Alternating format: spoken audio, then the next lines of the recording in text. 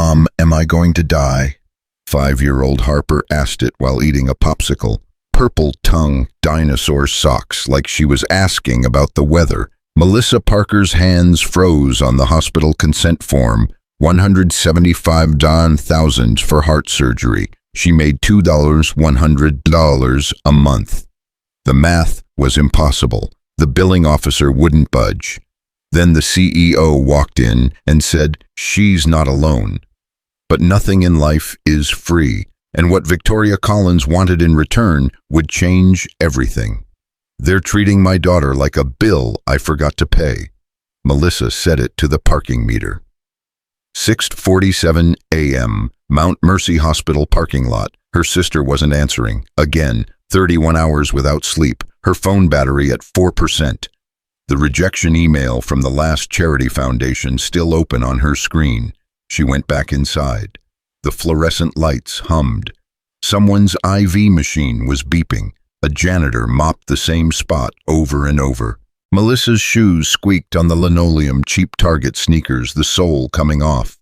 "Miss Parker," Denise from billing, perfect manicure, voice like a recorded message. "Yeah, we need to finalize. I know what we need to finalize." The office smelled like burnt coffee and desperation. Denise had the papers ready, payment plan options, all of them impossible. "Our policy requires 30% deposit before we schedule any—" "Stop calling it policy." Melissa's voice cracked. "Just say you won't save my kid because I'm broke. Say it." Denise's pen stopped moving. "Miss Parker, she's 5. She can't climb stairs. She turns blue when she laughs too hard. Last week she asked me if heaven has dinosaurs because she wants to know if she'll be scared when she dies. So please just tell me to my face that her life doesn't matter because I can't pay." Silence. Denise looked at her computer screen. "Do you have assets? A vehicle you could—" "A 2008 Honda, 190,000 miles. Worth maybe $2,000. Family who could— It's just me.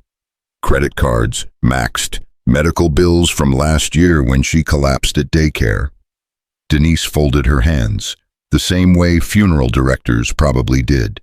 "I can give you information on charitable, applied to 17, got rejected by 14, 3 sent money, total of $8,000. I need 50,000 just to get her on the table." Melissa stood up, her legs shook. "I'm signing the consent forms anyway, because if she dies and I didn't try everything, I can't just tell me where to sign." Room 304. Harper was awake watching Bluey with no sound because the volume made her chest hurt. "Mama, so small in that bed, dinosaur socks, the only pop of color." Mr. Trunk the elephant tucked under her arm, wires everywhere. "Hey baby, did you bring goldfish?" "Not yet, soon." "The crackers or the fish?" "The crackers, you goofball." Harper smiled, then coughed. The monitor beeped faster. Janet, the nice nurse, came in, checked vitals, caught Melissa's eye, shook her head slightly. "They're not doing it, not without money." Melissa went to the nurse's station. The consent forms were waiting, 12 pages. She started signing. Her handwriting looked drunk. Page 7. Heels clicked down the hallway, fast, purposeful. "Miss Parker." Melissa looked up. The woman was maybe 55. Navy suit that cost more than Melissa's rent. Silver hair, sharp eyes that had seen some things. She carried herself like someone who owned the building, because she did. Victoria Collins, CEO. Melissa's stomach dropped. "I can't pay. I know I owe from last month. I'm not here about payment."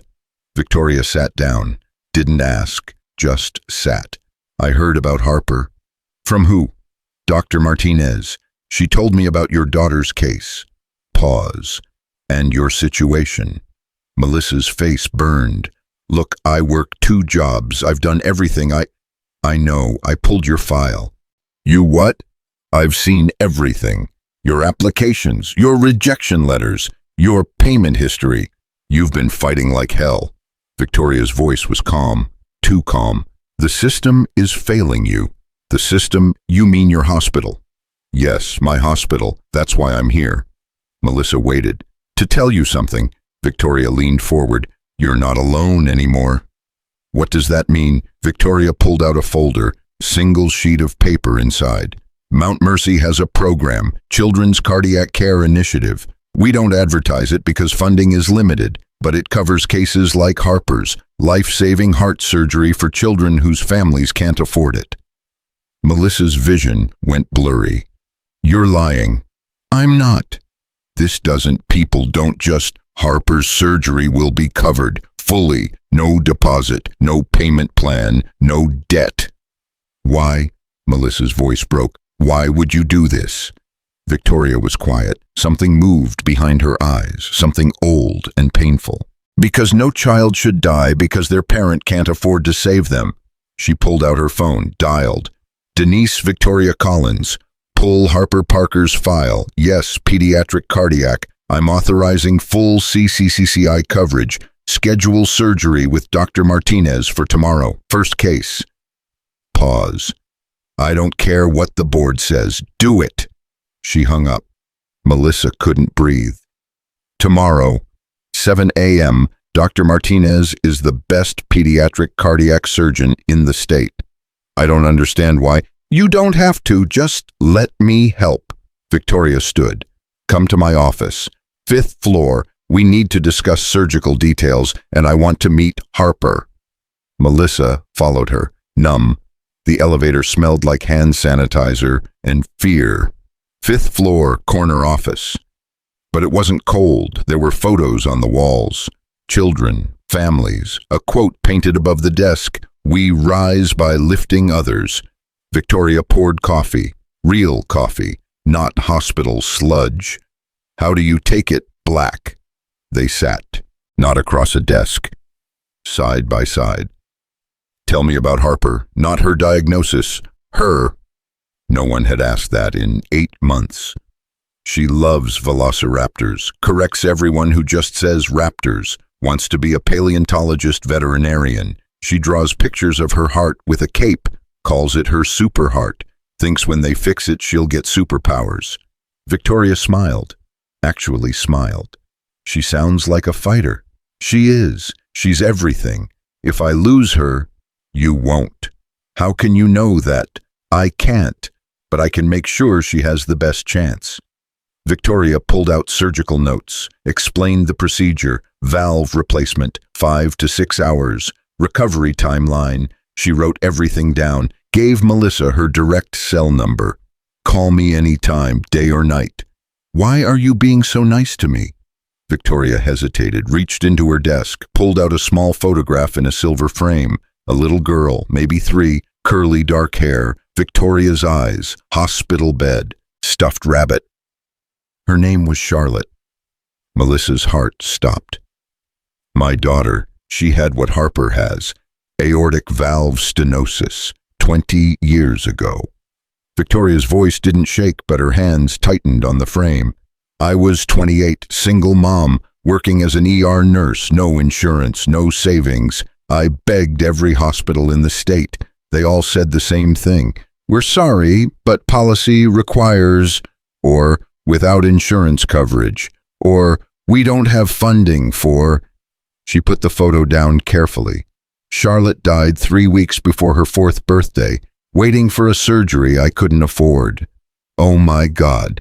After she died, I went back to school, got my MBA, spent 20 years climbing the ladder with one goal, to be in a position where I could make sure no other mother had to watch their child die because of money. Victoria looked at Melissa. That's why the CCCI exists. It's Charlotte's legacy. I'm so sorry. Don't be sorry. Just let me help save Harper. They went to see Harper together. The little girl was coloring, tongue out, concentrating hard. Harper, baby, this is Miss Victoria. She runs the hospital. Harper looked up. Hi, do you know Dr. Martinez? I do. She's nice. She has a stethoscope that lights up. Victoria smiled. She's going to fix your super heart tomorrow morning. Harper's eyes went huge. Tomorrow, first thing. Will it hurt? You'll be asleep, won't feel a thing. And when you wake up, your heart will be so much stronger. Can I climb the big slide at the park? Absolutely. Can I have ice cream after? Melissa laughed through tears. Yes. Harper went back to coloring, drawing a heart with a cape. Victoria watched for a moment, then stood. I'll see you both at 6 a.m. We'll prep together. She walked to the door, stopped. Miss Parker, Melissa, I need to be honest about something. Melissa's stomach tightened. What? The board doesn't know I'm doing this yet. The CCCCI fund is limited, and there are protocols, politics. I'm overriding a lot of people to make this happen. Are you saying? I'm saying there might be pushback, but I'll handle it. I just need you to trust me. I do. I have to. Victoria nodded, left. That night, Melissa couldn't sleep. She held Harper, counted heartbeats. At 3 a.m., Harper woke up. Mama, I'm here. I'm scared. Me too. But Miss Victoria seems really nice. She is. Why is she helping us? We don't have money. Melissa's throat closed. Because she's a good person, and because she lost someone she loved, and helping you helps her too. That's sad. Yeah, baby, it is. Harper fell back asleep. At 5:30 a.m., they were in pre-op. Harper in a tiny gown, clutching Mr. Trunk. Dr. Martinez came in, late 40s, confident, kind eyes. Morning, Harper, ready for your super heart? Harper nodded, trying to be brave. You're going to do great. Dr. Martinez looked at Melissa. We'll take good care of her. Victoria appeared, navy suit, but her eyes looked tired. Harper, I brought you something. A small box. Inside a pin, a heart with a cape. For bravery. Harper pinned it to Mr. Trunk. Thank you. They wheeled her away at 6:47 a.m. Melissa's legs gave out. Victoria caught her. Come on, there's a waiting room. They walked down the hall. Victoria's phone rang. She looked at it, frowned, declined the call. Everything okay? Melissa asked. It will be. The waiting room was awful. Plastic chairs, old magazines, fluorescent lights that buzzed. Victoria's phone rang again. Same number. She declined again. Victoria, it's fine. Third call. Victoria answered. I'm with a family right now. I don't care what Gerald says. The surgery is happening. We'll discuss this later. She hung up. Hard. Melissa's stomach dropped. Is there a problem? No. Victoria, it's fine. Board politics. Nothing that affects Harper. But her jaw was tight. An hour passed. Victoria's phone kept ringing. She kept declining. Finally, she stood up. I need to make a quick call. I'll be right back. She stepped into the hallway. Melissa could hear her through the door. Gerald, I don't care if you're the board chair. Yes, I authorized it, because it's the right thing to do. The CCCI fund has adequate pause. What do you mean suspended? Melissa's blood went cold. You can't do that. The surgery is already longer pause. I see. Then we'll discuss this after the procedure. Victoria's voice was steel. But that child is getting her surgery, non-negotiable. She came back in, face composed, but something was wrong. What happened? Melissa whispered. Nothing, bored nonsense. Victoria, please, what happened? Victoria sat down, rubbed her face. The board chair found out about the CCCI authorization. He's not happy, says I overstepped my authority, wants to suspend the program pending review. Melissa couldn't breathe. But Harper's surgery is happening. I guaranteed it. Dr. Martinez won't stop mid-procedure. Victoria's voice was firm. But there might be complications after, financially, for the hospital, for me. What kind of complications? The kind where I might not have a job tomorrow. What? I broke protocol, used discretionary funds without board approval. Gerald's been looking for a reason to push me out for months. Victoria looked at her. But I don't care. Harper needed help, so I helped. You could lose your job for this. Maybe. Then we need to stop. We need to. No. Victoria's voice was absolute. That little girl is getting her surgery. I don't care what it costs me. Hour 2, a surgical nurse came out. Procedure is progressing well. Dr. Martinez will update when complete. Hour 3, Victoria's phone rang again. Gerald. She sent it to voicemail. You should answer, Melissa said. He can wait. Hour 4, Melissa was pacing. Victoria got her coffee. Crackers, made her eat. She's strong, Victoria said, like her mom. You don't have to stay. You should go deal with... I'm not leaving you. Hour 5. The clock was torture. Victoria's phone buzzed. Text message. Her face went pale. What is it? Emergency board meeting. Tomorrow morning, 8 a.m. Victoria showed her the message. They're voting on my termination. Because of Harper. Because I've been using the CCCI fund too liberally. Harper's case was the final straw. Melissa started crying. This is my fault. This is not your fault. This is me choosing to do the right thing even when the system says no. But your job is nothing compared to a child's life. At hour 5 and 23 minutes, Dr. Martinez came through the doors, still in scrubs, pulling off her cap. She was smiling. Surgery was successful. Harper's new valve is working perfectly. Her heart is strong. Melissa collapsed. Victoria caught her. She's in recovery. You can see her in about 30 minutes. Thank you, Melissa sobbed. Thank you so much. Dr. Martinez looked at Victoria. I heard about the board meeting. News travels fast. I'll be there. I'll testify to the importance of the CCCI program. Thank you, Gabriella, but they've already made up their minds. When Melissa finally saw Harper, her baby was pale, sleepy wires everywhere, but her eyes opened. Mama, I'm here. Did I get my super heart? You did, baby, the best one ever. Harper smiled, fell back asleep. Victoria stood in the doorway, watching. Later that night, after Harper was stable, after the nurses said everything looked good, Victoria walked Melissa to the cafeteria. I need to tell you something, Victoria said, about the board meeting. Yes, there's a good chance they're going to terminate me tomorrow. And if they do, they might try to reverse the CCCI coverage for Harper. Melissa's heart stopped. Can they do that? They can try, but I have a plan. I've already contacted a lawyer, set up a legal defense fund. Even if I'm fired, I'll make sure Harper's surgery is covered. I'll pay it myself if I have to. You can't, I can, and I will. Victoria's eyes were fierce.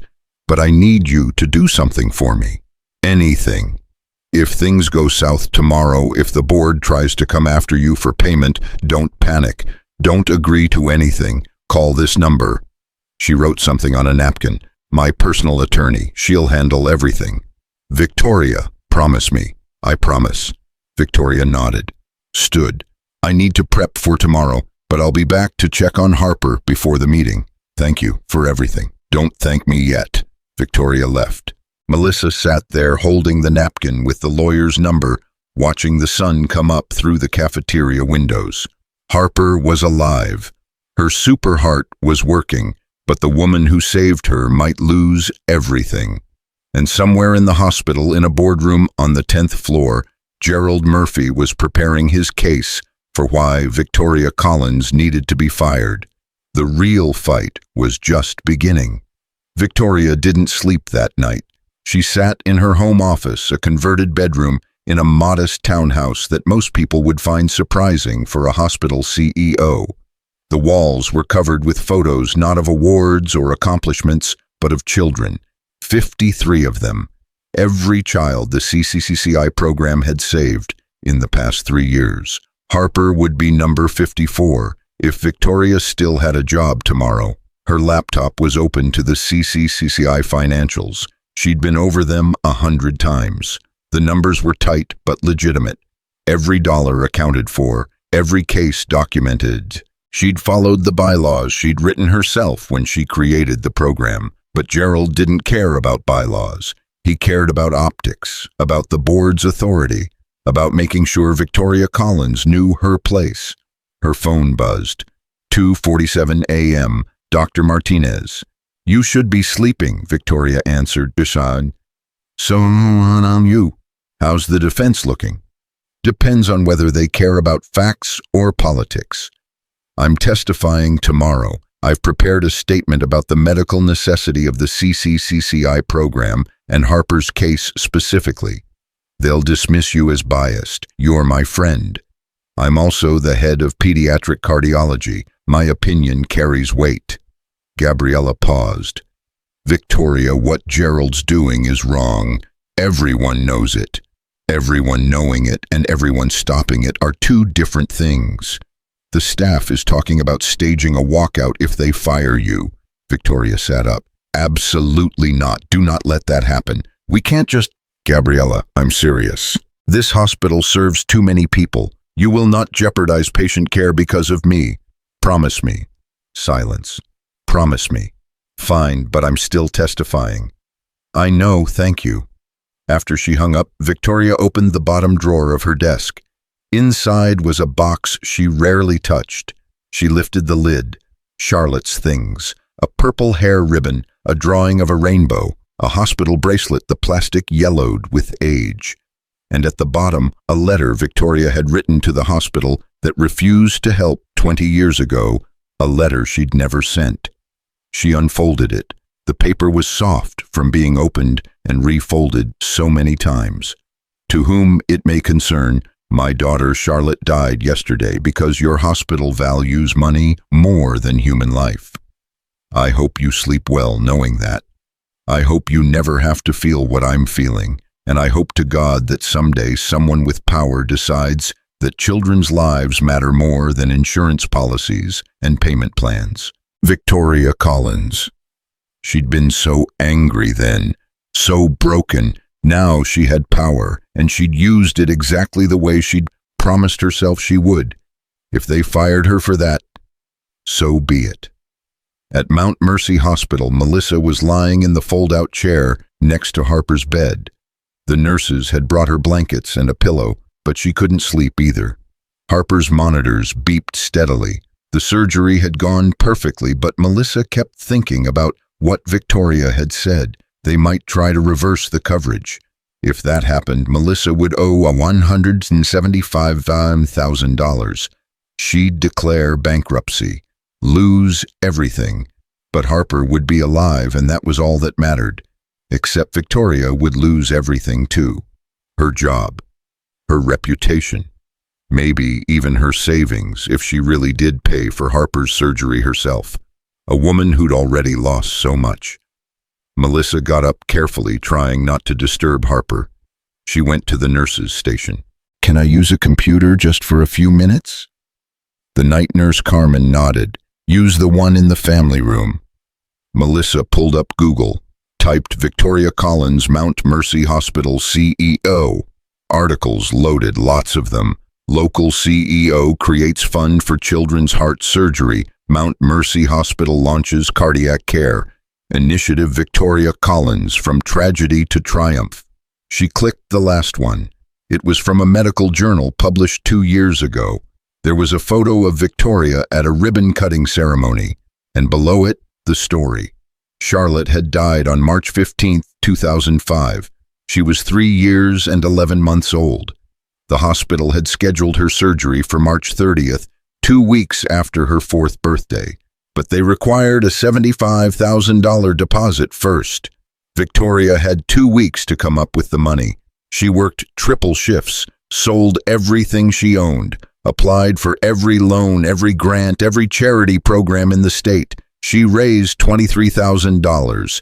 Not enough. Charlotte died in her sleep. Heart failure. Victoria found her in the morning. The article quoted Victoria. I became a CEO for one reason, to make sure no parent ever has to choose between their child's life and bankruptcy. The CCCCI program is my daughter's legacy. Every child we save is Charlotte living on. Melissa wiped her eyes. She kept reading. Found another article, this one from 6 months ago. Board tensions. Gerald Murphy quoted extensively. While we appreciate CEO Collins' dedication to charitable work, the hospital must remain financially viable. The CCCI program, while admirable, has cost Mount Mercy over $2.3 million in the past 3 years with minimal reimbursement. We have a fiduciary duty to our shareholders. There it was. Money versus lives. The same fight Charlotte had lost. Melissa searched Gerald Murphy's name, found his bio on the Mount Mercy website. Board chair. Retired investment banker, net worth estimated at $40 million on the boards of 6 different companies. A man who'd never had to choose between medicine and groceries. She looked at the clock. 4:15 a.m. The board meeting was in less than 4 hours. An idea formed. Dangerous, probably stupid, but maybe the only chance. She went back to Harper's room. Her daughter was sleeping peacefully, the monitors showing strong, steady vitals. Melissa kissed her forehead. "I'll be back soon, baby," she whispered. "Champagne."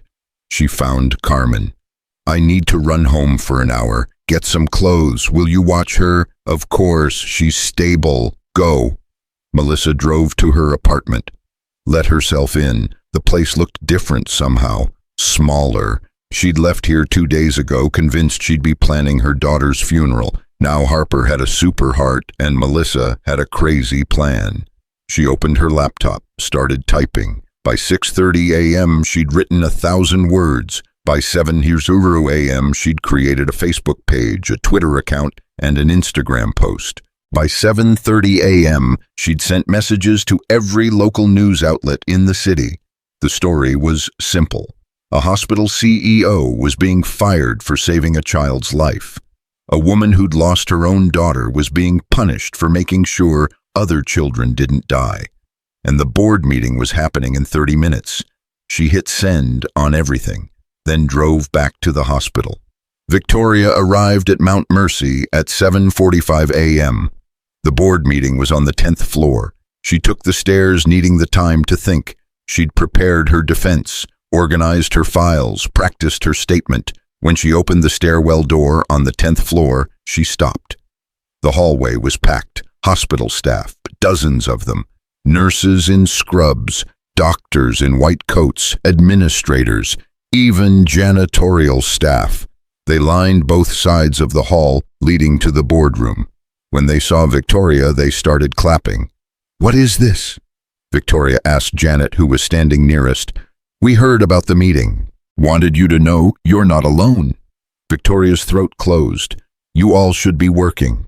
"We are working. We're supporting our CEO." Dr. Martinez appeared still in surgical scrubs. "Finished an emergency procedure 10 minutes ago. Wouldn't miss this." "Gabriella, save it. Let's go make them understand."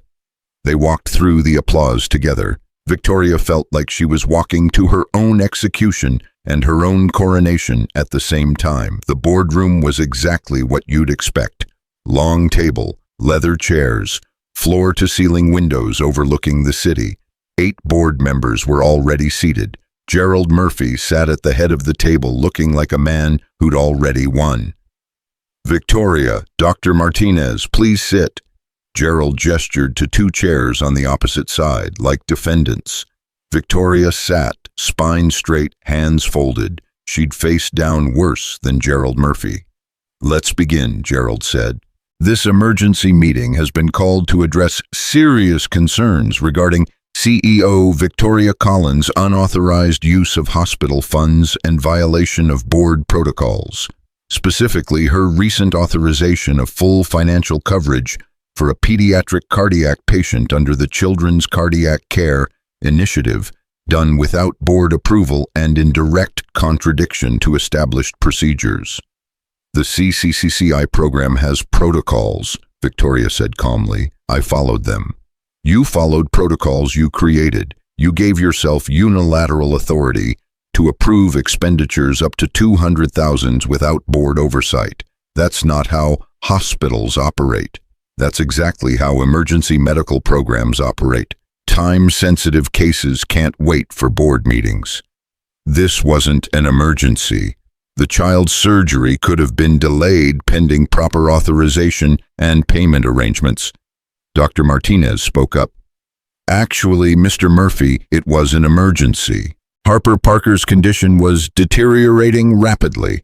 Delaying surgery by even a week would have significantly increased mortality risk. I documented this in my report, which I assume you read. We're not questioning your medical judgment, Dr. Martinez. We're questioning whether the hospital should be in the business of providing free care to patients who can't pay. The room went cold. Victoria leaned forward. Did you really just say that? I said what everyone's thinking. Mount Mercy is not a charity. We have shareholders, financial obligations. We cannot continue hemorrhaging money on the CCCI program. Hemorrhaging money. We've saved 53 children in 3 years. 53 children who would have died. At a cost of $2.3 million with less than $400,000 in reimbursements. That's a $1.9 million loss. It's $1.9 million invested in human lives. It's $9 million that could have gone to facility upgrades, staff bonuses, medical equipment that benefits all patients, not just charity cases. Victoria stood up. Don't you dare call those children charity cases. Sit down, Victoria. No, I won't sit down while you reduce children's lives to line items on a balance sheet. Charlotte was not a charity case. Harper Parker is not a charity case. They're human beings who deserved to live. Bringing your personal tragedy into this is, my personal tragedy is the reason this program exists. I watched my daughter die because of people like you who care more about money than lives. I swore I'd never let that happen to another family if I had the power to stop it. And I have that power, so I used it. Gerald's face reddened. Your emotional attachment to this program is exactly why you can't be objective about it. You're making decisions based on guilt and grief, not sound hospital administration. I'm making decisions based on the Hippocratic Oath. First, do no harm. Letting a child die when we can save them is harm. We're not letting anyone die. We're simply requiring families to find payment options before we provide elective procedures. Elective, Dr. Martinez stood now too. Harper Parker's heart was failing. That's not elective, that's life or death. Then the family should have better insurance. The words hung there. Victoria felt something crack inside her. Her mother is a teaching assistant making $100 a month. She works 2 jobs. She's raising her daughter alone. She's doing everything right, and it's still not enough because the system is broken, and you want to punish her for being poor. I want to run a fiscally responsible hospital. Then you're in the wrong business. Gerald stood. That's enough. The board will now vote on 2 measures. First, the immediate termination of CEO Victoria Collins for gross insubordination and financial mismanagement. Second, the suspension of the CCCI program pending a full audit and restructuring. You can't suspend the program, Victoria said. There are 3 children currently in the pipeline for surgery. They'll be referred to other hospitals or payment plans. They'll die, just like Charlotte, just like every child whose family can't afford Victoria. Gerald's voice was ice. You're done. Board members, please vote on termination. All in favor. 5 hands went up. Opposed, 3 hands stayed down. The motion passes. Victoria Collins, you are hereby terminated as CEO of Mount Mercy Hospital, effective immediately. Security will escort you from the building. You have 1 hour to collect your personal belongings. Victoria didn't move. You're making a mistake. You made the mistake when you put your emotions above your responsibilities. My responsibilities are to patients, not shareholders. Your responsibilities are what the board says they are, and the board says you're fired. Dr. Martinez grabbed Victoria's arm. Come on, let's go. They walked out together. The hallway was still full of staff. When they saw Victoria's face, the applause died. They fired her, someone whispered. The murmurs spread, angry, disbelieving. Victoria raised her hand. Everyone back to work. Patients need you. But now, please. They dispersed slowly, reluctantly. Victoria and Gabriella took the elevator down. Neither spoke until the doors opened on the first floor. I'm sorry, Gabriella said. Don't be. I knew this was coming. What are you going to do? I don't know yet. They walked toward the main entrance. Victoria's hands were shaking, but her face was composed. Then they pushed through the doors and stopped. The hospital entrance was packed. News cameras, reporters, and people, hundreds of people, some holding signs.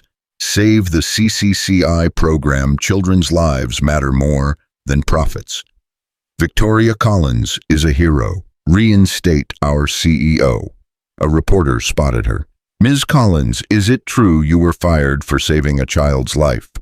Another shoved a microphone in her face. Do you have any comment on the board's decision? Victoria stared. What is this?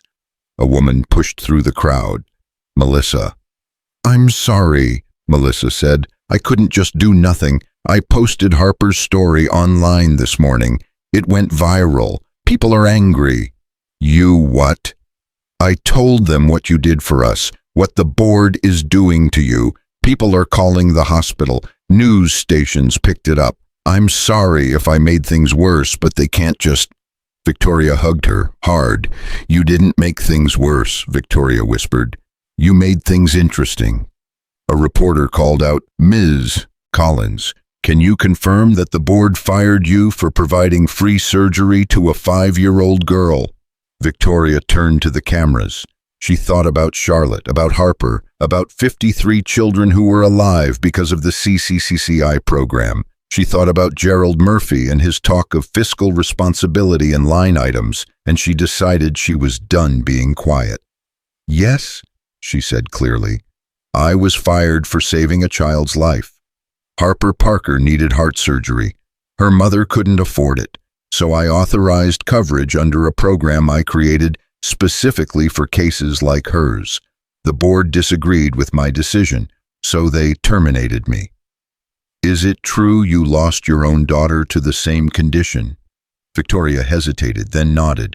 20 years ago, she died because I couldn't afford her surgery. I created the CCCI program to make sure no other parent had to go through that. Apparently, that was the wrong decision. What happens to the program now? The board is suspending it. 3 children currently waiting for surgery will have to find other options. Other options meaning they might die. That's a possibility the board seems willing to accept. The reporters exploded with questions. Melissa stepped up next to Victoria. My daughter Harper is alive because of Ms. Collins. She has a super heart now because this woman risked everything to save her, and they fired her for it. More cameras, more questions.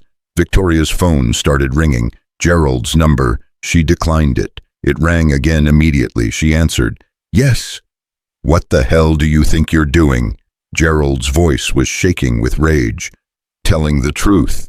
You're violating your NDA. You're creating a PR or meatmare. Get back inside right now. I don't work for you anymore. Remember? Victoria. She hung up, turned back to the cameras, and told them everything. The story hit national news by noon. Victoria sat in a coffee shop 3 blocks from the hospital, watching her phone explode. Texts, emails, calls from reporters, former colleagues, medical organizations, parents she'd helped over the years. Her interview outside the hospital had been uploaded to YouTube and already had 2 million views. The comments section was on fire. This woman is a hero. How is saving a child's life a fireable offense? Meanwhile, the board chair is worth $40 million, but can't spare $175K for a kid's heart surgery. Boycott Mount Mercy Hospital. Someone had dug up Gerald Murphy's financial disclosures, posted them next to photos of Harper in her hospital bed. The optics were devastating. Melissa sat across from her phone in hand, looking shell-shocked. It's everywhere. CNN just called me. CNN. Don't talk to them yet, Victoria said. Get a lawyer first. I can't afford a lawyer. I know someone, pro bono. He handles medical ethics cases. Victoria was already texting. His name is Marcus Webb. He'll call you in an hour. Victoria, I can't ask you to. You're not asking, I'm telling. Victoria's phone rang again. She glanced at the screen. It's the hospital attorney. Fifth call. I should probably answer this one. She picked up. Victoria Collins. Ms. Collins, this is Robert Chen from the hospital's legal department. I need you to cease all media communications immediately. You signed an NDA when you became CEO that prohibits. I signed an NDA that prohibits me from sharing proprietary business information and trade secrets. I didn't share any of that. I told reporters about a medical program I created and a child whose life I saved. That's not covered. You're damaging the hospital's reputation. No, the board damaged the hospital's reputation when they fired me for saving a child. I'm just making sure people know about it.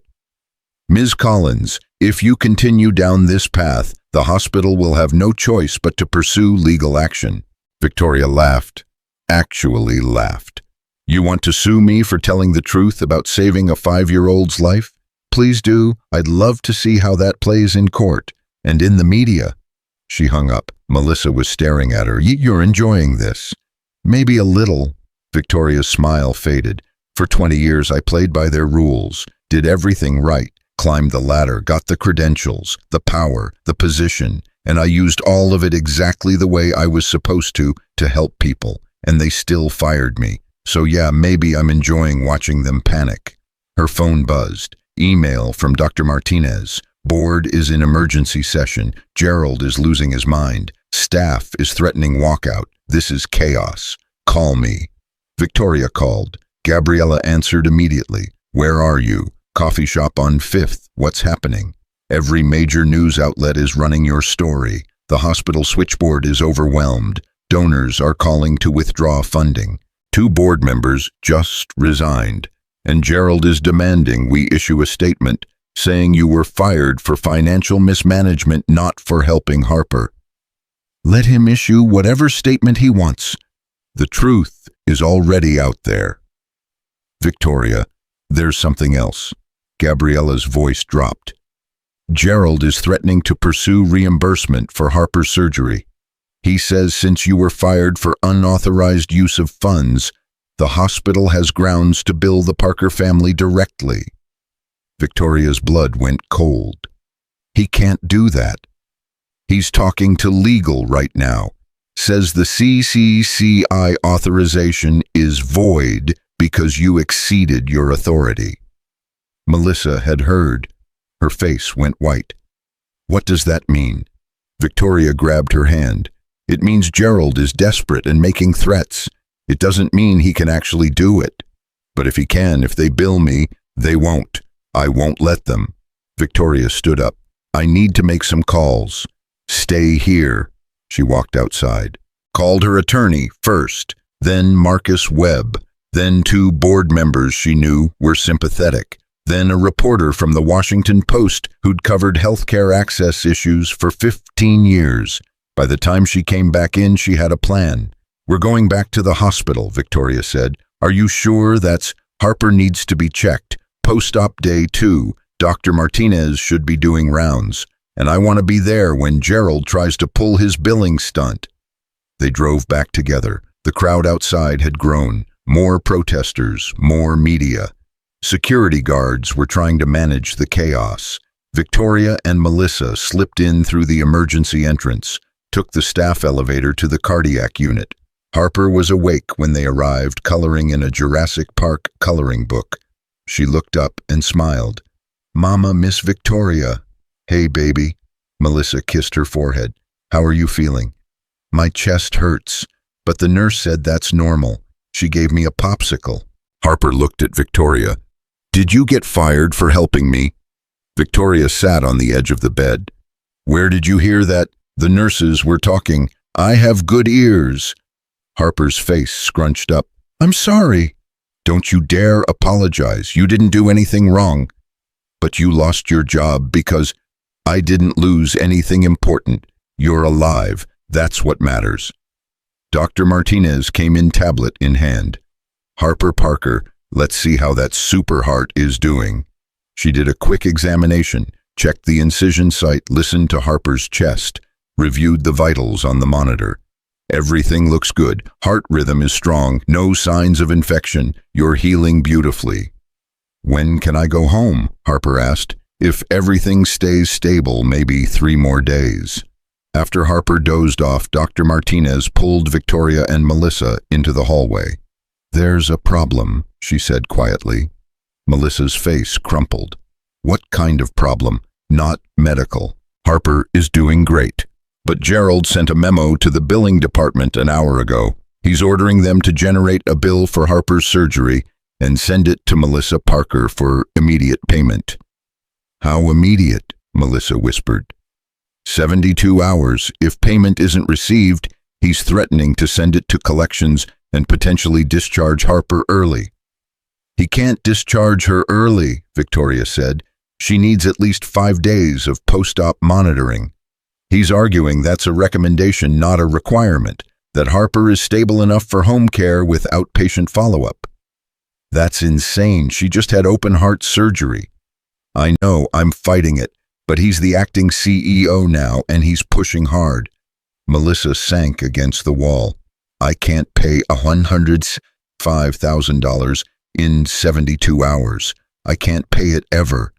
Victoria's jaw tightened. Where's Gerald now? His office, top floor. Good. Victoria started walking toward the elevator. Victoria, wait! Gabriella grabbed her arm. You can't just storm into watch me. The executive floor was eerily quiet. Victoria walked past Gerald's assistant without stopping. Ma'am, you can't.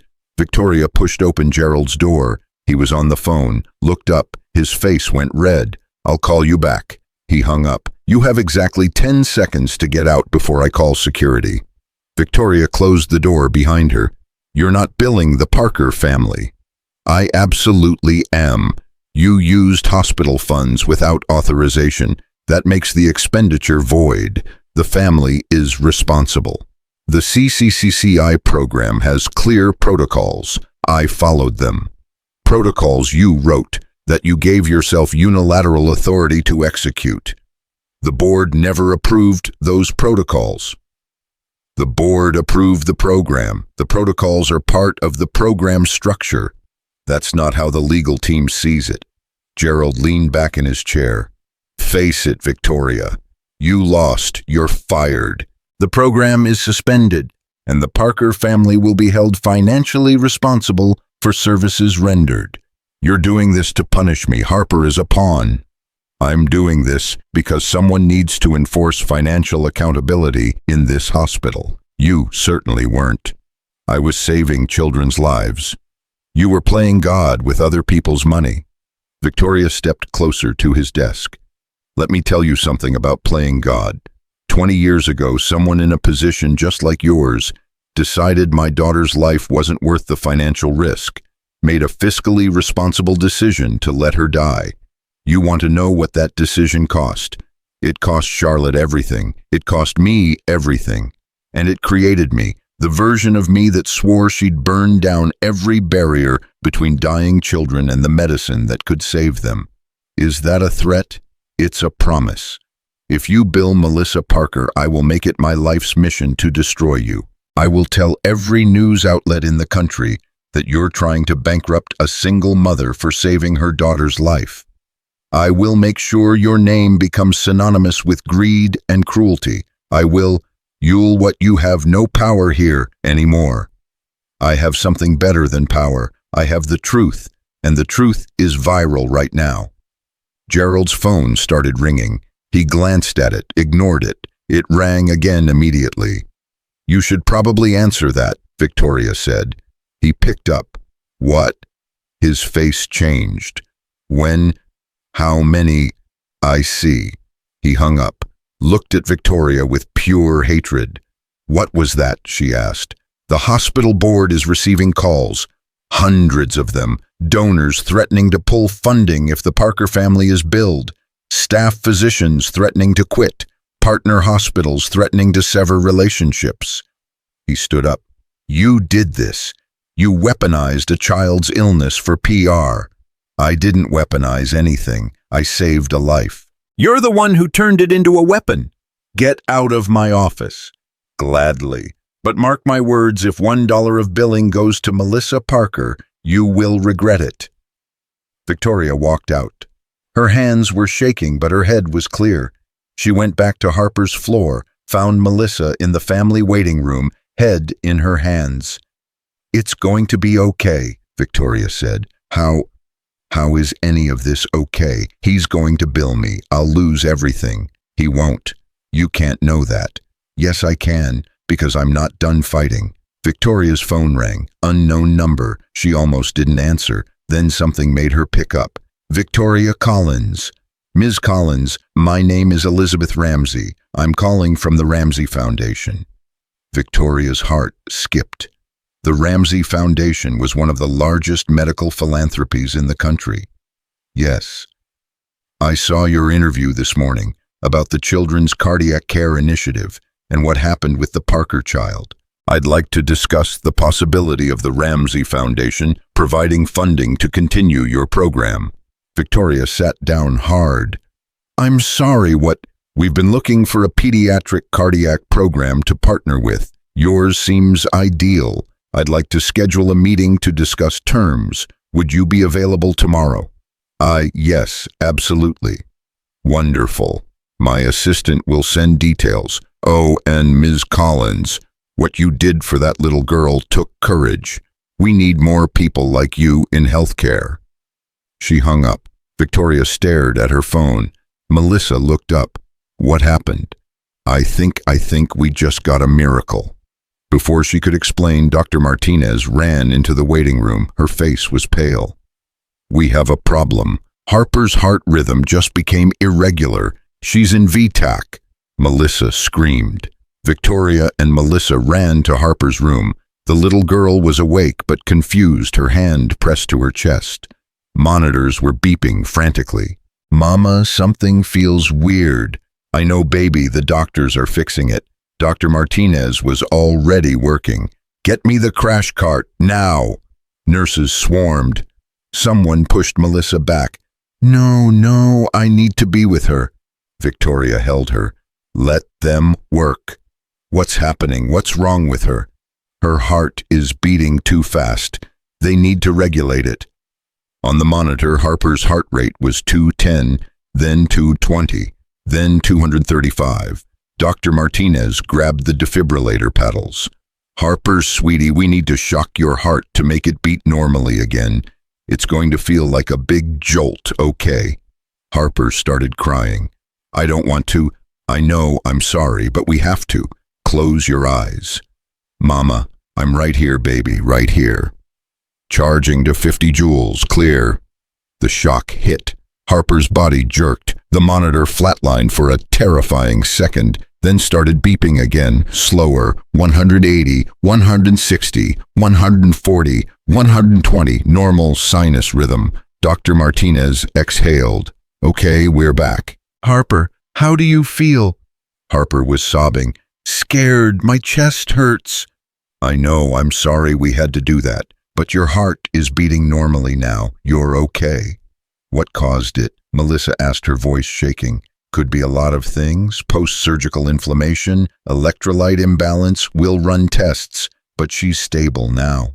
Melissa collapsed into a chair. Victoria sat beside her. "This is my fault," Melissa whispered. "All the stress, all the media attention. No, this is not your fault. This is a post-surgical complication. It happens.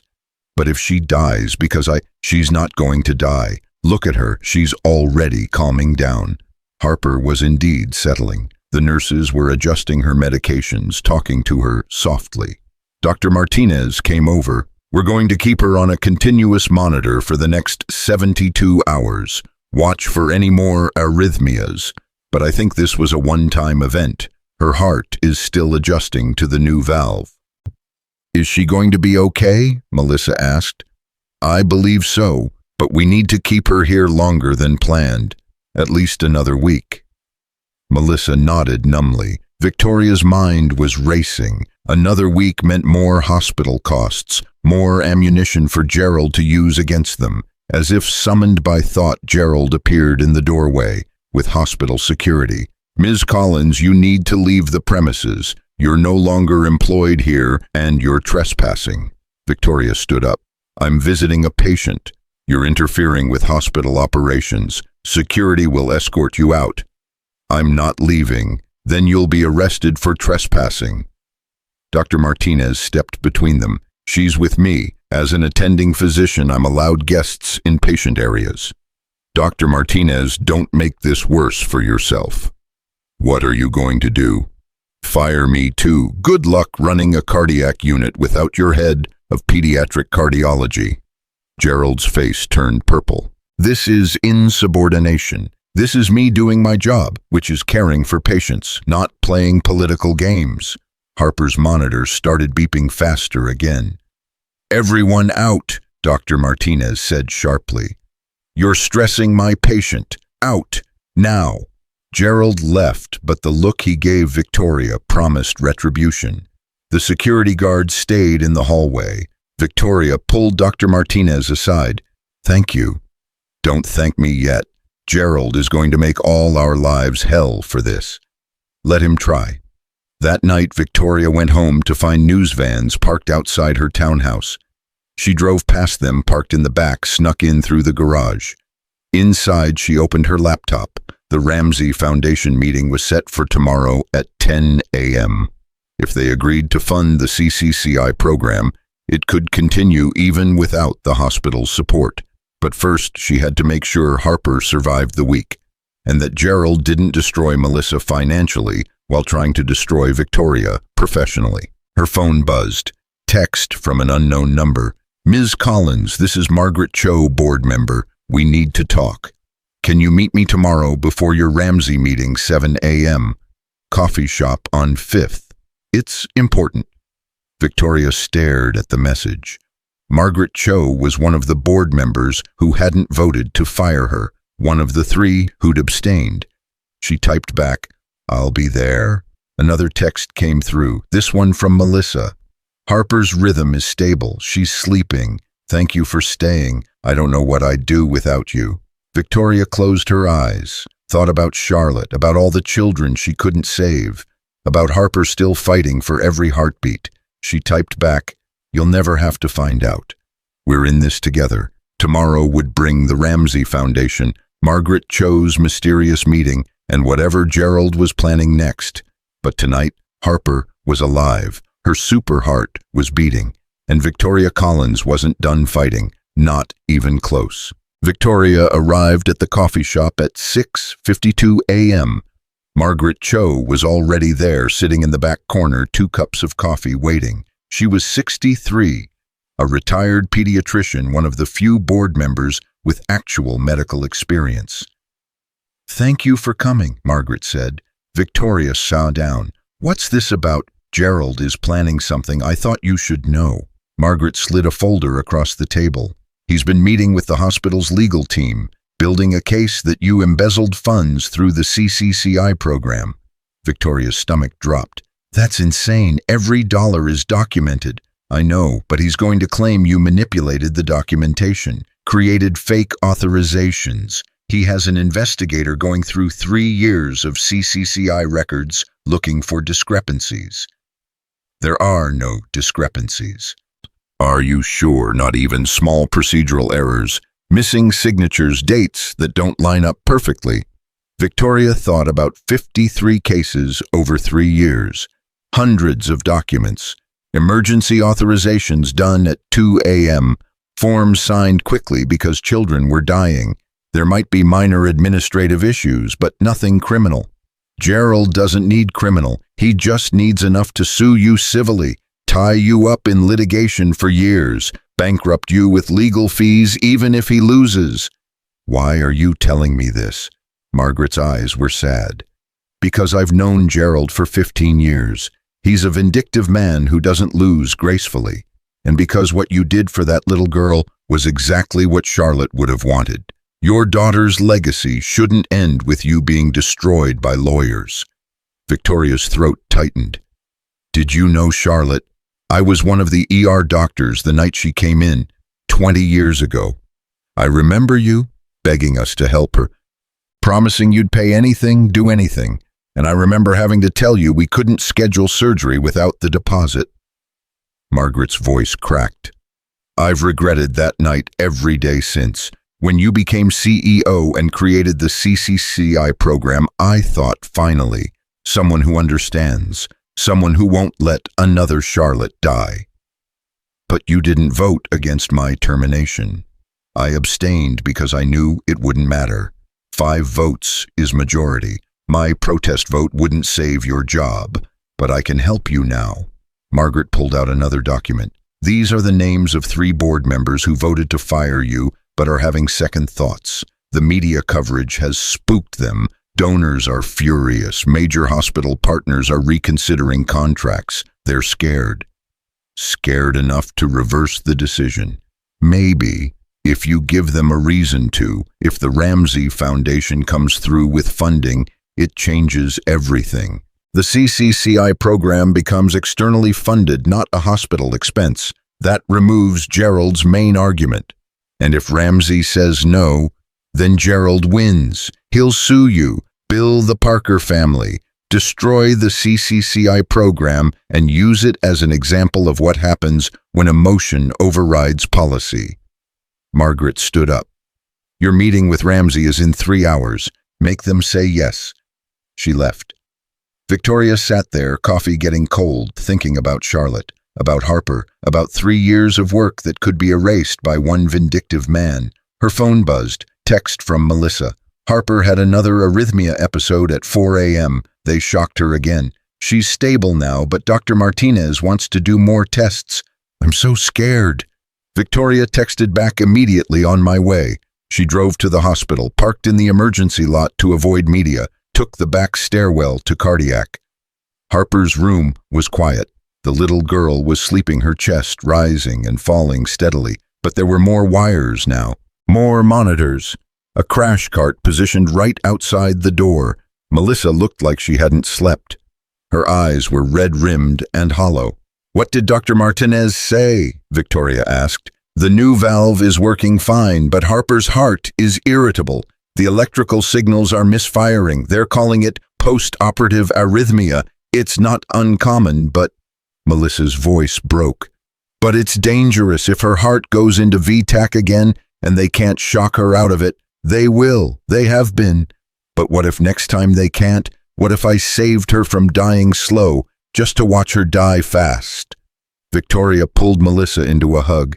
"She's not going to die. She's a fighter. She has her mama's strength and her super heart and the best medical team in the state. And a CEO who wants to kick her out of the hospital to punish you. Gerald can try. He won't succeed." Dr. Martinez walked in, tablet in hand. She looked exhausted. "How is she?" Victoria asked. "Stable for now, but we're seeing more frequent ectopic beats. I want to start her on a stronger anti-arrhythmic medication. The problem is it has side effects, low blood pressure, dizziness, potential liver issues. We need parental consent." Melissa nodded. "Do whatever you need to do. Just keep her alive." "There's something else." Gabriella glanced at Victoria. "Gerald sent another memo this morning. He wants Harper discharged within 48 hours, says her condition is manageable with outpatient care and we need the bed for other patients."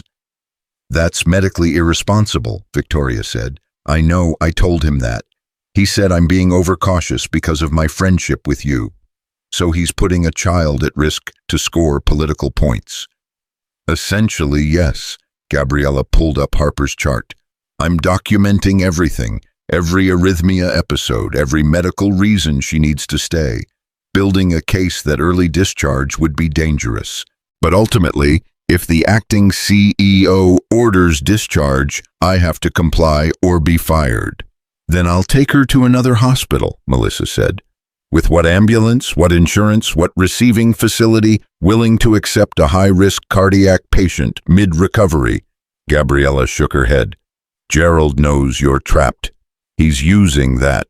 Victoria checked the time, 8:47 a.m. The Ramsey Foundation meeting was in 73 minutes. "I have to go," she said, "but I'll be back this afternoon. Don't let them discharge her." "I'll do my best." Victoria drove across town to the Ramsey Foundation headquarters.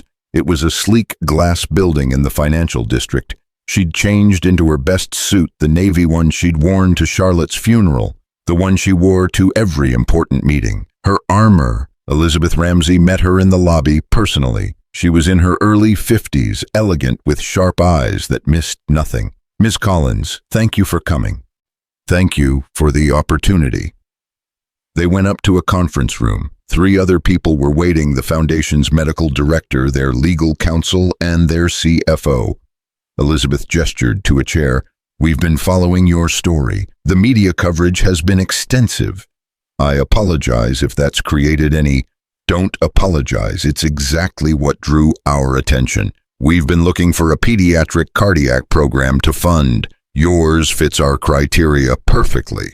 The program has been suspended by the hospital. We're aware. We're proposing to fund it independently. The Ramsey Foundation would provide full financial backing for the CCCI program: surgery, costs, medications, follow-up care, everything. In exchange, we'd want oversight, quarterly reports, patient outcome data, transparency in case selection." Victoria's heart was racing. "That's more than fair. However, there's a complication." The legal counsel spoke now.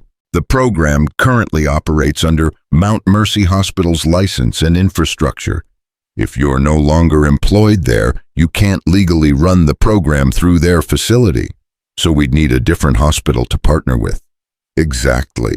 We have connections with several regional hospitals, but we need to know, are you committed to this? Because if we fund this program with you as director, we're making a significant investment, not just financially. We're putting the Ramsey name behind someone who was just fired for financial mismanagement." "I wasn't fired for mismanagement. I was fired for doing the right thing. We know that. The media knows that. But perception matters. If we partner with you, there will be scrutiny, questions, potential backlash from the medical community who see this as undermining hospital authority." Elizabeth leaned forward. "I need you to look me in the eye and tell me the truth. Did you follow proper protocols with the CCCI program? Were there any irregularities in your documentation or authorizations?" Victoria thought about Margaret's warning, about Gerald's investigator combing through records, about minor administrative errors that could be twisted into evidence of misconduct. She met Elizabeth's gaze. "I followed the protocols I established when I created the program.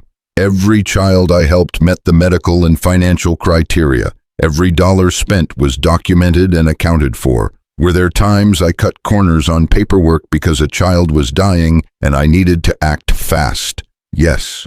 Were there emergency authorizations I approved at 2 a.m. without full board review? Yes, but I never stole, never lied, never put my interests above a patient's needs." The room was silent. Elizabeth looked at her colleagues. Some kind of silent communication passed between them. "The Ramsey Foundation is prepared to offer full funding for the Children's Cardiac Care Initiative," Elizabeth said. $3 million over 3 years. Renewable based on outcomes. We'll help you partner with a new hospital facility. We'll provide legal support, and we'll stand behind you publicly." Victoria couldn't speak. "There's one condition," the CFO said. "We need you to resolve the situation with Mount Mercy Hospital. If they pursue legal action against you or try to claw back the funds you spent on previous CCCI cases, it creates liability issues for us. We need a clean break." "They're already building a case," Victoria admitted. "The board chair is looking for evidence of embezzlement or fraud. Will he find any? He'll find minor procedural inconsistencies he can spin into something bigger if he wants to." Elizabeth nodded slowly. "Then we need to neutralize that threat before we move forward. Do you have any leverage against Gerald Murphy?" Victoria thought about it. About 3 years of watching the board operate, about conversations she'd overheard, about Gerald's own questionable decisions. "Maybe," she said. "He's been redirecting hospital funds too, not for patient care, for personal pet projects, a new executive wing, renovated boardroom, expenses that benefit the board more than patients. I have emails, budget reports." "That's something," Elizabeth stood. Here's what's going to happen. We're going to draft an agreement. You're going to take it to Mount Mercy's board with an offer drop all legal threats against you and the Parker family, release you from your NDA regarding the CCCI program and allow a clean transition of the program to a new facility. In exchange, you won't pursue wrongful termination or blow the whistle on questionable board expenditures. You think they'll take that deal? I think they're scared right now. Donors are pulling out. Media is destroying them. Staff morale is in the toilet. They need this story to go away. You're offering them an exit ramp. Elizabeth extended her hand. Do we have a deal, Ms. Collins? Victoria shook it. We have a deal. She left the Ramsey Foundation at 11:30 a.m. with a folder full of documents and the first real hope she'd felt in days. But when she checked her phone, there were 17 missed calls from Melissa. She called back immediately. Victoria? Melissa was crying. Harper crashed. They're working on her now. Her heart stopped. They're doing CPR. Victoria ran for her car. The drive back to Mount Mercy took 12 minutes. Longest 12 minutes of her life. She kept thinking about Charlotte, about finding her daughter cold in her bed, about being too late. Not again, not Harper, please not Harper. She burst through the emergency entrance, ran for the stairs, took them two at a time. Harper's room was chaos, medical staff everywhere. Dr. Martinez doing chest compressions. Someone else managing the airway. Monitors screaming. Melissa was against the wall, being held back by a nurse. Victoria grabbed her hand. What happened? She was talking to me, asking about dinosaurs, and then her eyes rolled back and she stopped breathing. On the monitor, Harper's heart rhythm was a jagged line, ventricular fibrillation. Charging to 200, Dr. Martinez said. Clear. The shock hit. Harper's small body jerked. The monitor didn't change. Again, charging to 300, clear. Another shock, still V-fib. Push 1 milligram of epinephrine, resume compressions. Dr. Martinez was sweating. Her compressions were fast, hard, desperate. Victoria had seen this before, 20 years ago. Different child, same nightmare. Come on, Harper, Gabriella whispered. Come on, baby, fight. The monitor shrieked. Then suddenly, impossibly, it changed. A blip, then another, then a rhythm, weak, irregular. But there. We have sinus rhythm, someone said.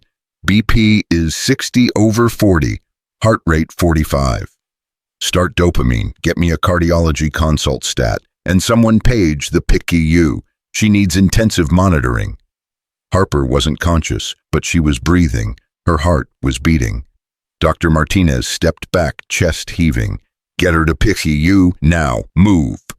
They wheeled Harper out fast. Melissa tried to follow, but Victoria held her. Let them stabilize her. We'll go to PICU in a minute. She died. I watched her die. She came back. She's a fighter. For how long? How many times can her heart stop before it doesn't start again? Victoria didn't have an answer. They went to the PICU waiting room, sat in silence, waited. After 40 minutes, Dr. Martinez came out. She looked destroyed. She's alive, stable for now. But Victoria, Melissa, I need to be honest with you. Her heart is severely irritable. This is the third major arrhythmia event in 24 hours. Each one increases the risk of permanent damage. Or worse. What are you saying? Melissa whispered. I'm saying we might need to consider more aggressive intervention.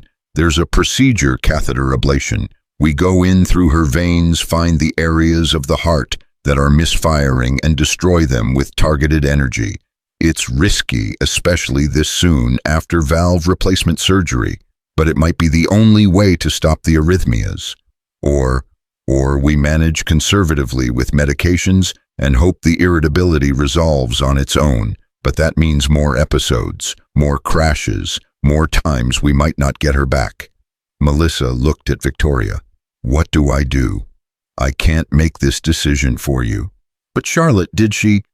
Charlotte never had the chance for surgery at all. Harper is different. She has options. Both risky, both terrifying, but both possible. Melissa turned to Dr. Martinez. If it were your daughter, what would you do? Gabriella hesitated, then said quietly, I'd do the ablation. The sooner the better before another major event damages her heart permanently. Then do it. I'll schedule it for tomorrow morning, 6 a.m. After Gabriella left, Melissa broke down completely. Victoria held her while she sobbed. I can't lose her, I can't. She's everything. I know. If she dies, she won't. You can't promise that. No, but I can promise you won't go through it alone. They sat there until visiting hours started, went to see Harper in the PICU. She was unconscious, sedated, more wires and tubes than Victoria could count, but alive. Her super heart damaged, struggling but still beating. Victoria's phone buzzed. Email from Elizabeth Ramsey. Agreement drafted. Ready to present to Mount Mercy Board. We've also reached out to St. Catherine's Hospital. They're willing to partner with the CCCCI program under Ramsey Foundation funding. This is happening, Victoria. We're going to save these children. Starting with Harper, Victoria showed Melissa the email. They want to help. They're going to fund the whole program. Surgery, medications, everything. Harper's procedure tomorrow will be covered. Even though she's high risk now, even though she might, especially because of that, because she deserves every chance to live. Melissa started crying again, but this time it wasn't just grief, it was relief, hope, gratitude. That night, Victoria drove to Margaret Cho's house, rang the doorbell at 9 p.m. Margaret answered in a bathrobe. Victoria, what's wrong? I need you to call an emergency board meeting tomorrow, 2 p.m. On what grounds? On the grounds that I have an offer that will make this entire nightmare go away. The Ramsey Foundation is funding the CCCI program independently. They're partnering with St. Catherine's Hospital. All Mount Mercy has to do is agree to a clean separation. No lawsuits, no billing the Parker family, no legal threats. In exchange, I won't pursue wrongful termination or expose questionable board expenditures. Margaret's eyes widened. You have proof of financial irregularities. Enough to make the media very interested, enough to make donors very nervous, enough to make Gerald's life very difficult. He'll never agree. He will if the other board members pressure him, and they will if you tell them this offer makes the PR nightmare disappear. The hospital gets to save face. Claim they're proud to have incubated a program that's now independently funded. Everyone wins. Except Gerald. Gerald made this personal. This is him losing with dignity or losing publicly. His choice. Margaret smiled. I'll make the calls. Board meeting tomorrow at 2 p.m. Thank you. Victoria drove back to the hospital. It was almost midnight. She went to the PICU, convinced the night nurse to let her sit with Harper for a few minutes. The little girl was still sedated, still fighting. Victoria touched her hand gently. Your super heart is having a tough time, kiddo, but you're tougher. Tomorrow, the doctors are going to fix the glitch. Make it work right. And then you're going to wake up and ask for goldfish crackers and drive everyone crazy with dinosaur facts. Okay. Harper's fingers twitched slightly. I made a promise to your mama that you wouldn't be alone, that we'd fight for you. And I'm keeping that promise, because 20 years ago someone didn't fight for my Charlotte, but I can fight for you, and I will, every single day. She stayed until the nurse made her leave. Tomorrow would bring the ablation procedure, the board meeting, the final confrontation with Gerald. But tonight, Harper Parker was alive, and Victoria Collins had an army behind her. At 5:30 a.m., they wheeled Harper to the operating room for the second time in a week. She was barely conscious, drugged and drowsy, but her fingers found Melissa's hand. Mama, I'm tired of being brave. Melissa's heart shattered. I know, baby. Me too. Can I stop being brave after this one? After this one, you can be anything you want. Dr. Martinez was waiting in pre-op. She'd been up all night reviewing Harper's case, consulting with electrophysiology specialists, mapping out the exact locations of the misfiring electrical pathways. This procedure is delicate, she explained to Melissa. We're going into her heart through a vein in her leg, threading catheters up to the areas causing the arrhythmias. When we find the problem spots, we use radiofrequency energy to create tiny scars that block the bad signals. How long? 3 to 4 hours if everything goes smoothly. And if it doesn't, Gabriella met her eyes. Then we deal with it, but I'm not planning on complications. Harper's strong. Her super heart just needs a little rewiring. Harper looked up at Victoria, who'd arrived minutes earlier. Will you tell my mama not to be scared? Victoria knelt down. Your mama's allowed to be scared. Being scared means you love someone so much that the thought of losing them breaks you. But you know what's stronger than being scared? What? Being here anyway, loving anyway, fighting anyway. Harper thought about that, then nodded. Okay, I'll fight. They wheeled her away. Melissa stood frozen until Harper disappeared around the corner. Then her legs gave out. Victoria caught her. I can't do this again. I can't sit in another waiting room wondering if my daughter's going to die. You can, because you don't have a choice, and because you're not sitting alone. They went to the surgical waiting area. It was 6:02 a.m. The board meeting was in 8 hours. Victoria's phone was already blowing up. Texts from Margaret Cho confirming the emergency meeting. Emails from Elizabeth Ramsey with the final contract details. Missed calls from reporters who'd somehow gotten her cell number. And one text from Gerald Murphy. You're making a mistake. See you at 2 p.m.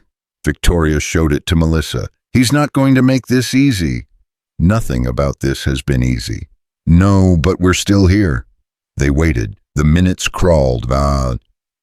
Victoria tried to work on her presentation for the board meeting but couldn't focus. Melissa couldn't sit still, pacing the small room like a caged animal.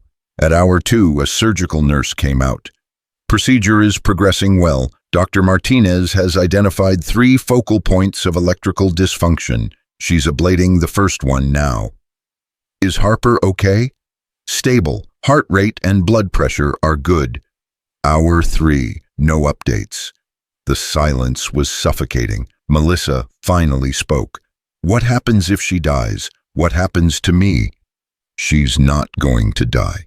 But if she does, do I just go back to my apartment? Go back to teaching, pretend I had a daughter once? Melissa, I don't know how to exist without her. I've been a mother for 5 years. It's who I am. If she's gone, who am I? Victoria thought about the first year after Charlotte died. The mornings she couldn't get out of bed, the nights she couldn't sleep, the way she'd walk past the children's section in stores and feel like someone was ripping her chest open. You'd survive, Victoria said quietly. Not because you want to, because you have to. Because breathing keeps happening even when you wish it wouldn't. And eventually, years later, you'd find a reason. Maybe helping other mothers. Maybe honoring her memory. Maybe just spite against a universe that took her. That sounds horrible. It is. But it's also how you become someone who can save 53 children. How you turn grief into purpose. Victoria paused. But we're not going to find out. Because Harper is going to live. And you're going to spend the next 13 years terrified of everything until she graduates high school and you realize being her mother made you braver than you ever thought possible. At hour 3 and 42 minutes, Dr. Martinez came through the doors. She was sweating, exhausted, but smiling. We got them, all 3 sites, successfully ablated. Harper's heart rhythm has been stable for the past 20 minutes. No ectopic beats, no arrhythmias. Her electrical system is functioning normally. Melissa screamed, actually screamed, then started crying so hard she couldn't breathe. She's in recovery now. You can see her in about 30 minutes. She'll be groggy, but she's going to be fine. You're sure? As sure as I can be. We'll monitor her closely for the next 48 hours, but I'm optimistic. Her super heart just needed a tune-up. After Gabriella left, Victoria and Melissa held each other and cried. Relief, gratitude, pure, exhausted joy. She's alive, Melissa kept saying. She's alive. When they finally got to see Harper, she was barely conscious, but her color was better. The monitors showed a strong, steady rhythm. No alarms, no crashes, just a heartbeat. Harper's eyes fluttered open. "Mama, I'm here, baby. Is my super heart working now?" "It's working perfectly." "Good. Can I have ice cream?" Melissa laughed through tears. "All the ice cream in the world." Harper fell back asleep. Melissa sat beside her, holding her hand like she'd never let go. Victoria checked the time. 11:23 a.m. The board meeting was in 2 hours and 37 minutes. "I have to go," she said, "but I'll be back right after." Go destroy Gerald. That's the plan. Victoria drove home, showered, changed into her navy suit again, reviewed her notes one more time, the contract from the Ramsey Foundation, the documentation of CCCI cases, the budget reports showing Gerald's questionable expenditures. At 1:45 p.m. she walked into Mount Mercy Hospital through the main entrance. Media was still camped outside, but she ignored them, took the elevator to the 10th floor. The boardroom was already full, all 8 board members present. Gerald at the head of the table, looking smug. Margaret Cho gave Victoria a slight nod. "Ms. Collins," Gerald said, "thank you for joining us, though I'm not sure why. You don't work here anymore. I'm here because Margaret called this meeting at my request. I have a proposal. We're not interested in proposals from former employees who—" "Sit down and listen, Gerald." Margaret's voice was steel. "We're all tired of this circus. Let's hear what she has to say." Victoria stood at the end of the table, opened her folder. The Ramsey Foundation has offered to provide $3 million in funding for the Children's Cardiac Care Initiative. They're partnering with St. Catherine's Hospital to house the program. It will operate independently of Mount Mercy with full transparency and oversight. Murmurs around the table. "That's wonderful," one board member said. "But what does it have to do with us?" "Everything. Because right now Mount Mercy Hospital is drowning in negative press. Donors are pulling funding, partner hospitals are reconsidering relationships, staff morale is destroyed, all because of how you handled my termination and the Harper Parker case." Victoria looked directly at Gerald. "But I can make it go away." "How generous," Gerald said sarcastically. "Here's my offer. Mount Mercy agrees to a clean separation, no lawsuits against me, no billing Harper's family. You release me from my NDA regarding the CCCI program. In exchange, I won't pursue wrongful termination. I won't blow the whistle on questionable board expenditures, and I'll make a joint statement with the hospital praising Mount Mercy for incubating the CCCI program and supporting its transition to independent operation." "You're threatening us." Gerald stood up. "You think you can waltz in here and I'm offering you an exit strategy. You can frame this as Mount Mercy being so successful at creating innovative programs that they attract major foundation funding. You look progressive, charitable, forward-thinking. The negative press stops. Donors come back. Everyone wins. Except you're still fired. I don't want my job back. I want to run the CCCI program without hospital politics interfering, and I want the families I helped to be protected from retaliation." Margaret spoke up. "This seems like a fair offer. We get to save face. The program continues, no litigation." "We're not negotiating with someone who violated hospital policy," Gerald said. "Actually, we are." Another board member, Robert Chen, spoke. "I've been reviewing the CCCI protocols Victoria established. They're sound, legally defensible. The emergency authorization clause she used for Harper Parker falls within the parameters she was granted when we approved the program. She didn't violate policy. She followed it." Gerald's face reddened. "That's not what our legal team is wrong. I've consulted with outside counsel. Victoria's authorizations were legitimate." Robert looked around the table. "And frankly, I'm tired of this vendetta. We fired a good CEO for doing her job. We're threatening to bankrupt a single mother whose daughter almost died. And we're about to lose millions in donations because we look like heartless corporations. This ends now." I second that, Margaret said, all in favor of accepting Victoria's proposal. Hands went up. 1, 2, 3, 4, 5, majority. Gerald stared at them. You're all making a mistake. No, Margaret said. We made a mistake when we let you push through Victoria's termination. We're fixing it now. Robert pulled out a document. I had legal draft this yesterday when Margaret told me about the meeting. It's a separation agreement. Mount Mercy releases all claims against Victoria Collins and the Parker family. Victoria releases all claims against the hospital. The CCCCI program transfers to independent operation under Ramsey Foundation funding with a positive joint statement from both parties. He slid it across to Victoria. If this is acceptable, sign it. We'll countersign. This is over. Victoria read it quickly. Everything she'd asked for was there. Clean, clear, final. She signed. Gerald threw his pen on the table. This is absurd. We're letting her dictate terms. We're preventing a lawsuit we'd lose and a PR disaster that's already costing us millions, Robert said. You wanted to make an example of someone. Fine, you did. You showed everyone what happens when ego overrides common sense. But we're the board, not you alone, and the board says this is done. Margaret signed, then Robert, then the other 5 board members. Only Gerald refused. Your signature isn't required, Margaret told him. Majority vote carries. Victoria stood up. Thank you. I'll have my attorney coordinate the details of the program transfer. She walked out. In the hallway, she leaned against the wall and allowed herself 30 seconds to shake. Then she called Elizabeth Ramsey. It's done. They agreed to everything. Congratulations. We'll start the transfer process immediately. St. Catherine's is ready to receive the program. You can start accepting new patients next week. Thank you for believing in this, in me. Thank you for reminding us why we do this work. Charlotte would be proud. Victoria went back to the PCU. Harper was awake eating a popsicle, arguing with Melissa about whether dinosaurs could swim.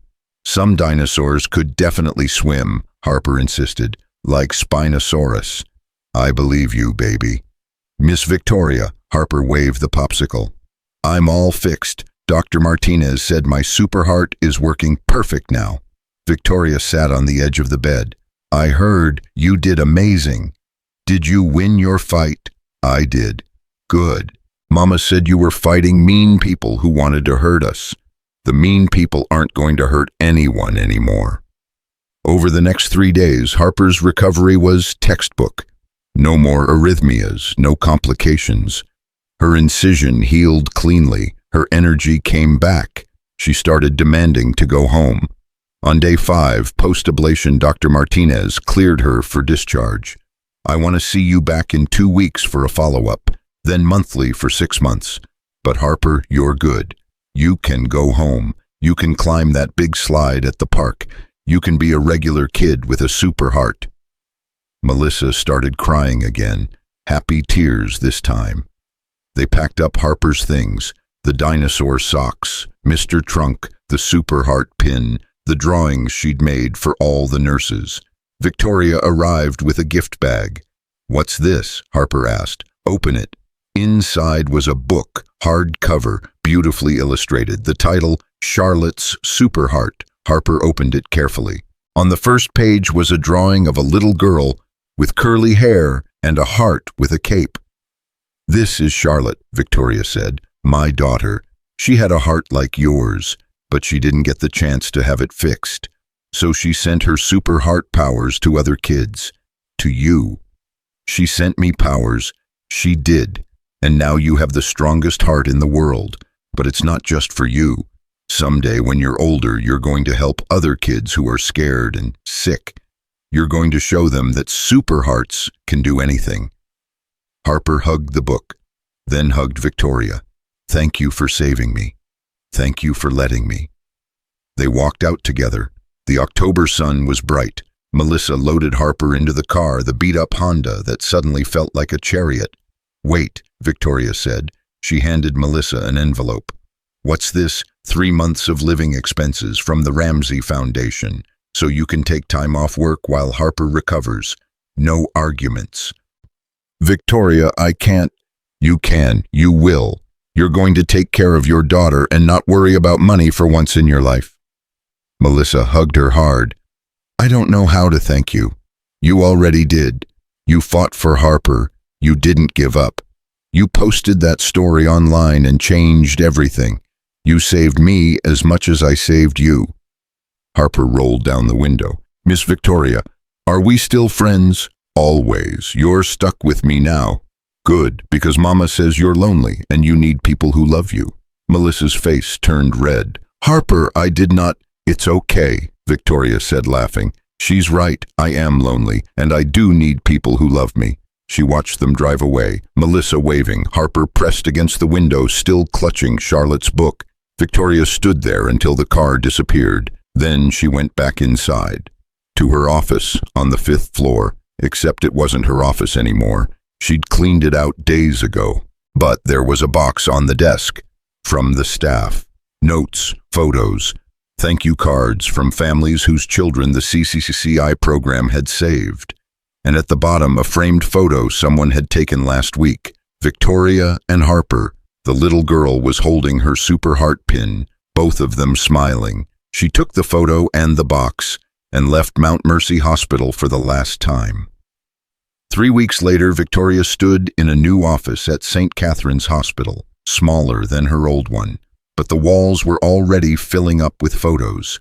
53 children from Mount Mercy, Harper Parker in her dinosaur socks, and new ones coming. Elizabeth Ramsey had been true to her word. The CCCI program was fully funded, independently operated, no board politics, no Gerald Murphy, just children who needed help and the resources to help them.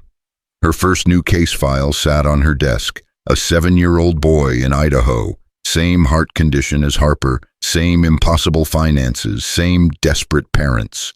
Victoria opened the file and started making calls. On a Saturday morning in late November, Melissa and Harper showed up at Victoria's townhouse unannounced. Harper was wearing a new shirt that said Super Heart Survivor and carrying a handmade card. We made you this, Harper announced, pushing the card at Victoria. It was covered in glitter and dinosaur stickers. Inside, in Harper's unsteady handwriting, thank you for my Super Heart. Love, Harper. P.S.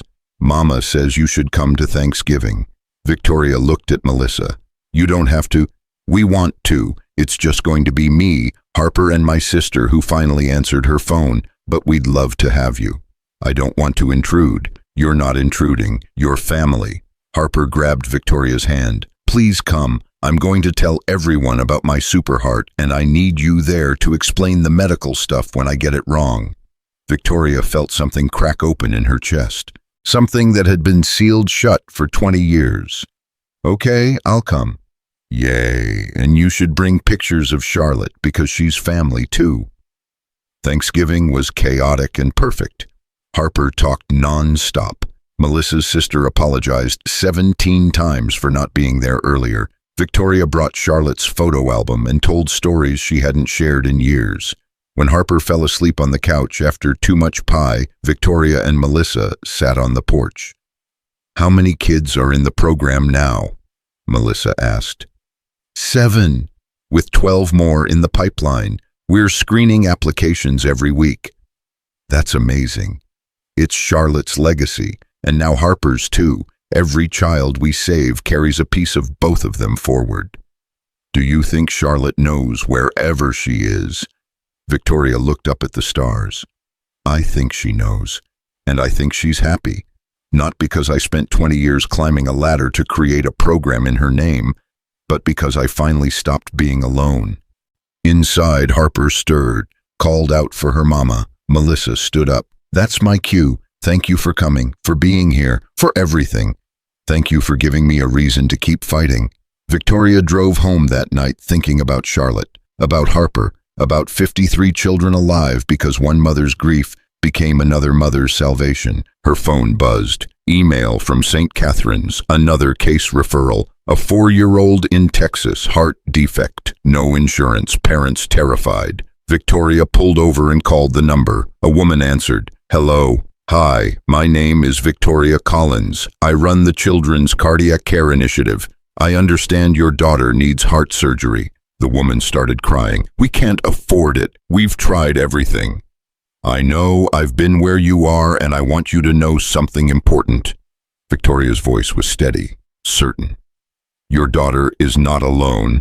You're not alone. We're going to help you. How? Why would you? Because 20 years ago, no one helped me, and my daughter died, but your daughter doesn't have to. Let me tell you about the program. She talked for 45 minutes, explained everything, answered every question, made promises she knew she could keep. When she hung up, she sat in her car and cried. For Charlotte, for Harper, for every child who'd ever needed a super heart and someone brave enough to fight for them. Then she drove home, opened her laptop, and started working on the next case, because the circle continued. Charlotte's legacy lived on, and somewhere in the city, Harper Parker slept peacefully, her super heart beating strong and steady, dreaming of dinosaurs and slides and all the years of life stretching out before her, years she almost didn't get, years that existed because two mothers, one who lost everything and one who almost did, refused to accept that money mattered more than love. In the end, that's what saved them all. Not the surgeries or the programs or the foundation funding, but the simple, stubborn, powerful truth that no child should die alone. And no mother should have to fight alone either. Victoria Collins had learned that lesson the hardest way possible, and now she was making sure no one else had to. One super heart at a time.